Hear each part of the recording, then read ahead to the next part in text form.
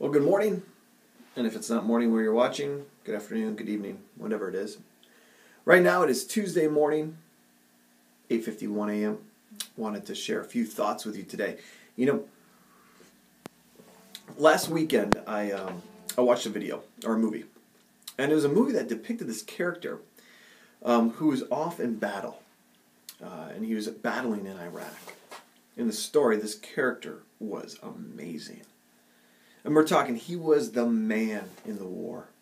He was able to do things that other people couldn't do. But there's a very interesting story because the real point of it was when he came home, he was completely out of place. You've probably heard this a lot. In fact, this happens all the time with our soldiers who go off to war and they're doing amazing, huge things. Things that you and I, who never see a day in battle, we can't even imagine. We can't even imagine what war's like. We can't imagine what it's like to have days where you're fighting the enemy, where your life is literally on the line. You see, but when our soldiers come back, it's very difficult to reacclimate yourself into this world, into normal life, civilian life they call it. This movie depicted this, and it really saddened me because here this brave soldier comes home, and they show this scene in this shopping mall or grocery store, and he's faced with the choice to pick cereal. Cereal. Just a month before, he was out killing the enemy, and now he has to pick between 100 different choices of cereal, and there he is just standing, dumbfounded. It then showed the difficulty he had with his relationships with his wife and his son. You see, what do we have here that's a battle? Why is it hard for a soldier who knows how to fight the enemy to come home and live a quote-unquote normal life? Well, it made me ask the question, what is a normal life?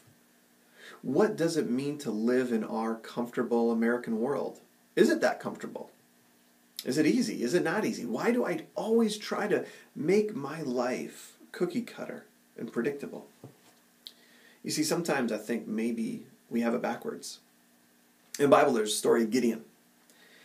And Gideon was a strong warrior, the commander of the army. In fact, and you probably know the story that I'm talking about. Gideon had about 30,000 men, just a little over that. And God told him that he was going to deliver Israel from the Midianites. So he said, Gideon, take your men and prepare to fight. I am going to go ahead of you. So Gideon got them ready. But then the Lord looked at him and said, no, that's too many people.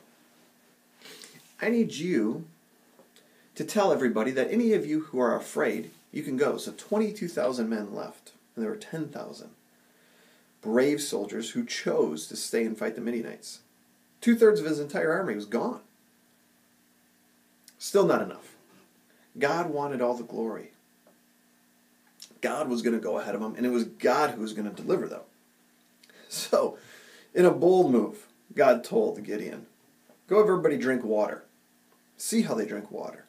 The soldiers that go down with their hand and cup it up, but they stay prepared. They're ready. They don't put down their sword or their weapon.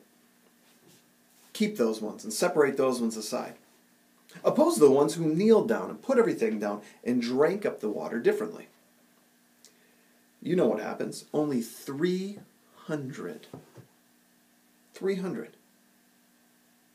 were prepared. Only 300 did not let their guard down. Why? Because the battle is upon us, whether we realize it or not. We need to be prepared. I'm afraid I and you and we live in a culture where we are disguised, or the battle is disguised all around us. So often, the fight we fight are fake ones. Maybe my fight is my football team and playing a fantasy football league. Maybe my fight is something much more insignificant. I tell you what, There's a lot of false reality in our world right now. I mean, just think about it. Most of our life is spent on things that are completely opposite of a real fight, a real purpose. We become fake. And we get sucked into this thing, you know? But here's the truth. The battle is upon you, whether you see it or not. Today, be like one of Gideon's men who was prepared, who was looking for a fight. They were looking for the battle. They were willing and ready to engage at any time. In your life, in my life, sometimes the greatest enemy is ourselves. Being honest with ourselves. If you don't feel like you have a fight, go pick one. Go pick one on behalf of somebody else. Last I checked here in Michigan, there's 6,000 orphans, kids in foster care. There's 11,000 churches in Michigan. That doesn't add up, does it? Well, there's a lot of fight out here.